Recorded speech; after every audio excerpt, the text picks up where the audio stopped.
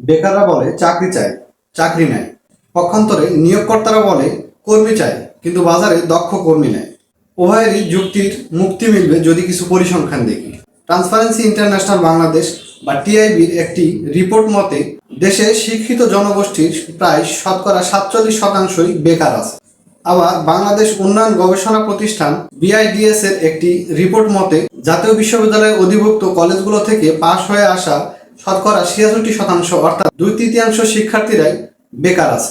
এই বৃহৎ সংখ্যক শিক্ষিত বেকার থাকার মূল কারণ হচ্ছে তাদের চাকরি করার সঠিক দক্ষতা নেই। আমাদের দেশের শিক্ষার্থীরা শুধুমাত্র হার্ড স্কিল অর্জন করা নিয়েই ব্যস্ত, সফট স্কিলের প্রতি কারো কোনো নজরই নেই। কিন্তু এই সফট স্কিল ছাড়া চাকরি পাওয়া তো বটেই, কোনো কাজে সফলতা অর্জন করাও খুব একটা সহজ নয়।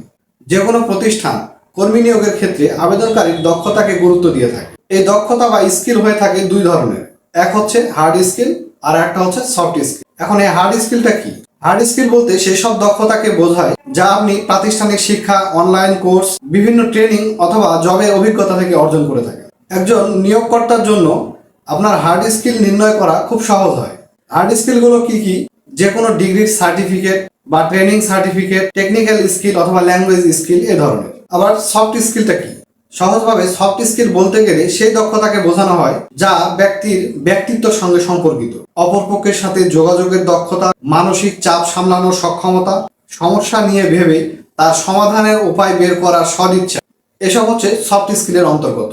এই দক্ষতা লাইফ স্কিল বা জীবন দক্ষতা কিংবা প্রয়োজনীয় দক্ষতা হিসেবে পরিচিত। কি কি বিষয় সফট স্কিলের অন্তর্গত?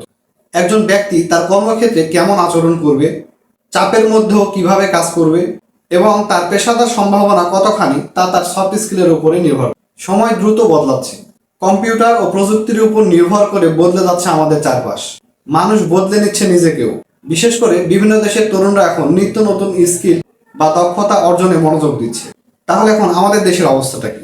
প্রথমত, আমাদের দেশের শিক্ষা প্রতিষ্ঠানগুলো বেকার তৈরির কারখানা হিসেবে কাজ করছে। বিশ্ববিদ্যালয়গুলো, বিশেষ করে জাতীয় বিশ্ববিদ্যালয়গুলো থেকে প্রতি বছর সাধারণ বিষয়সমূহে যতগুলো গ্র্যাজুয়েট বের করে দেয় তাদের 10%-এরও বিষয়ভিত্তিক কর্মসংস্থান নেই। এছাড়াও বিভিন্ন টেকনিক্যাল স্কুল, কলেজ এগুলো তো রয়েছে। যেমন আমাদের কথাটাই বলি না কেন, আমি যখন মেডিকেল টেকনোলজিতে ডিপ্লোমা করি তখন আমাদের শিক্ষা প্রতিষ্ঠানের সংখ্যা ছিল মাত্র 3টি। বর্তমানে এই সরকারিভাবে শিক্ষা প্রতিষ্ঠানের সংখ্যা এখন 15 পেরিয়ে গেছে। আর বেসরকারি শিক্ষা প্রতিষ্ঠানের তো অন্ত নেই। কিন্তু সরকারিভাবে এখনো আমাদের চাকরির জন্য তেমন কোনো সুযোগ তৈরি করা হয়নি। দেশ স্বাধীনের পর 1972 সালে যে পদগুলো সৃষ্টি হয়েছিল আজও পর্যন্ত সেই পদগুলোই সীমাবদ্ধ রয়ে গেছে, নতুন করে কোনো পদ সৃষ্টি হয়নি। তাহলে এখন যে নতুন নতুন করে যে বেকারগুলো তৈরি করা হচ্ছে, এদের কর্মসংস্থান নিয়ে নীতি নির্ধারকেরা কোনো চিন্তাই করেন না, কোনো গুরুত্বই দেন না। এভাবে দেশের বিভিন্ন শিক্ষা প্রতিষ্ঠান থেকে প্রতি বছরই লাখ লাখ বেকার তৈরি হচ্ছে, যাদের সঠিক কর্মসংস্থানের কোনো ব্যবস্থা নেই। যদি কর্মসংস্থানের সুযোগই না থাকে তাহলে প্রতি বছর লাখ লাখ শিক্ষিত বেকার তৈরি করার প্রয়োজনীয় বাকি। সামগ্রিকভাবে আমাদের দেশের উন্নয়ন চাইলে কর্মমুখী শিক্ষার দিকে যেমন বেশি মনোযোগী হতে হবে, তেমনইভাবে সমসাময়িকভাবে সফট স্কিলের প্রতি জোর দিতে হবে। সবাইকে সফট স্কিলে আরও বেশি পারদর্শী করে তুলতে হবে এবং সঠিক কর্মসংস্থান গড়ে তুলতে হবে। দেশের শিক্ষিত বেকারগুলোকে যদি সঠিকভাবে কাজে লাগানো যায় তবেই দেশের উন্নয়ন সম্ভব।